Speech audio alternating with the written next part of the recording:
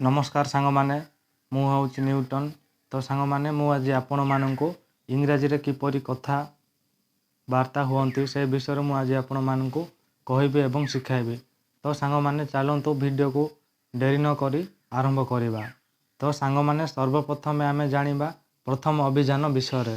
तो सांग माने वानेस्ट एक्सप्रेशन होची आसंतु प्रथम दिन अभिवादन आरंभ करिबा। भारत रे प्रत्येक अवसर रे नमस्कार नमस्ते बा प्रणाम कही अभिवादन करा जाय थाए।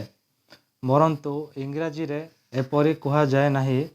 दिन रे पृथक समय इंग्राजी अलगा अलगा शब्द द्वारा अभिवादन ज्ञापन करा जाय थाए। तो सांग माने एई तो आपण माने बुझी पारले कथाबार्ता रे व्यवहृत अभिवादन वाक्यवली निज ठारू बड़ संपर्क व उच्च पदाधिकारी सहित उपास काल मध्याह्न 12टा पर्यंत। तो सांग माने उपास कालरू मध्याह्न 12टा पर्यंत माने आपण माने कौन बुझुछंती सकाळ समय ठारू मध्याह्न समय पर्यंत आपण माने सर्वप्रथमे कौन कौन सबू कहबे। तो चलतु सांग माने देखिबा। प्रणाम जेजे बापा आर इंग्राजी हेउची गुड मॉर्निंग ग्रैंड पा। प्रणाम पापा गुड मॉर्निंग डैड। नमस्कार महाशय गुड मॉर्निंग सर। तो सांग माने एई तो आपण बुझी पारले। आउ नेक्स्ट को जीवा। द्विप्रहर 12टा ठारू संध्या 5टा पर्यंत आपण माने कौन सबू कहबे। प्रणाम माँ जेजे बापा गुड आफ्टरनून ग्रैंड माँ। प्रणाम माँ बो गुड आफ्टरनून मम्मी। शुभेच्छा झियो गुड आफ्टरनून डियर। सांग माने द्विप्रहर 12टा ठारू संध्या 5टा पर्यंत कौन सबू कहबे एई तो आपण माने जानि पारले। संध्या समय आपण माने कौन कहबे। तो सांग माने संध्या 5टा पर ठारू आपण माने कौन कहबे। प्रणाम काका गुड इवनिंग अंकल।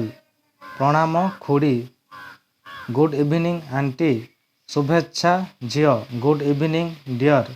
तो सांग माने संध्या 5टा पर ठारू आपण माने कौन कहबे एई तो आपण बुझी पारिले। नेक्स्ट जीवा। रात्र समय सबू कौन कहबे।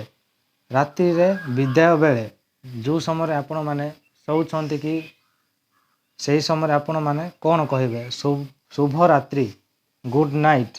गुड नाइट जगह रे आपण माने कहि पारिबे स्वीट ड्रीम्स डार्लिंग। डार्लिंग जगह रे आपण माने कहि पारिबे जे सार मध्य कहि पारिबे मम्मी मध्य सिस्टर जे कोनसी आपणको इच्छा हुए ता आपण कहि पारिबे। तो सांग माने रात्रि समय रे ता आपण बुझी पारले कौन कहबे।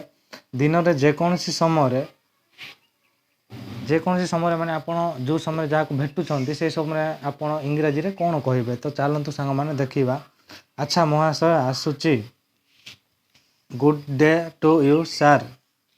तो सांग माने एई तो आपण बुझी पारले साक्षात बेले जेते बेले आपण माने जण को भेटुछंती मिसुछंती से समय आपण माने कौन कहबे। आपण को भेटी बहुत खुशी हेली आर इंग्रजी हेउची प्लीज टू मीट यू। तो सांग माने एई तो आपण बुझी पारले। चलंतु जे कोनसी समय इनफॉर्मल गेटिंग निज बंधु और निज भली लोकंक सहित आपण माने कौन कहबे। तो सांग माने प्रथम रे हाय मिस इंग्रजी रे मध्य ठीक से परी हाय सिमी कहि पारिबे। आउ हाय अंकुर इंग्रजी रे मध्य से परी हाय अंकुर। हेलो अंकल ठीक से परी hello uncle. Hello Nishi hello Nishi इंग्रजी मध्य ठीक से परी hello Kush hello Kush. Hello Mrs Mehra hello Mrs Mehra ठीक से बड़ी खाली आपण माने खाली हेलो हाय लगाइबे। तापरे आपणकर जहाँकर नाम अच्छी ताको आपण पर लगाई पारिबे। तो सांग ए सब तो आप बुझी पारले। नेक्स्ट जीवा। द्रष्टव्य जदि संबंध घनिष्ठ होई न थाए तेबे कथाबार्ता समय निज ठारू बड़ लोकंक क्षेत्र रे हाय ओ हेलो प्रयोग करा जाई पारे। तो सांग माने एई तो आपण बुझी पारले। बे चलंतु विद्यालय समय आपण जण को भेटी सारला परे कौन कहबे। जेते बेले आपण मानक जनक ठारू दूरे जाउछंती सेही समय आपण माने कौन कहबे। तो सांग माने अच्छा आसुची पिला माने। तो यार इंग्रजी हेउची गुड बाय चिल्ड्रेन। तो चिल्ड्रेन कहबो अच्छा अच्छा जगह ठीक अछि कहबो अच्छा हेउची बाय बाय कहबो से इंग्रजी रे। आसुची प्रिय फेयरवेल डियर अच्छा पुणी देखा हेबो bye see you so long. तो सांग माने एतिक तो आपण निश्चय बुझी सारी सांग माने एबे मु गोटे आपको इम्पोर्टाट कथा कहवाक चाहे तो सांग माने टिके ध्यान रे शुणिबे मने रखंतु रिमाइंडर ओडिया और इंग्राजी रे संबोधन मध्य अंतर ए इंग्राजी ग्रांड फादर को संक्षेप ग्रांड पा कह जाए जेजे पापा 2 नंबर होची फादर जगार डैड बा डैडी शब्दर प्रयोग करा जाए पापा ग्रांड मदर को संक्षेप ग्रांड माँ कह जाए जेजेमा 4 नंबर होची मदर जगार मम किंबा मम्मी शब्दर प्रयोग करा जाए तो सांग नेक्स्ट जीवा बी को इंग्राजी बड़ पापा दादा कका मामू मौसा पिउसा समस्त को अंकल कह जाए बड़ बो खुड़ी माई माउसी पिउसी समस्त को आंट बा आंटी कह जाए 3 नंबर कौन सी पुरुषों पाई आधार सूचक शब्द सार प्रयोग करा जाए 4 नंबर देखंतु कौन सी महिला पाई आधार सूचक शब्द मैडम प्रयोग करा जाए आजिकाली मैडम परिवर्ते माँ म व्यवहृत हेउची 5 नंबर कका भाई मामू भाई माउसी एवं पिउसी भाई व भौणी को केवल खजिन कन्सियन कह जाए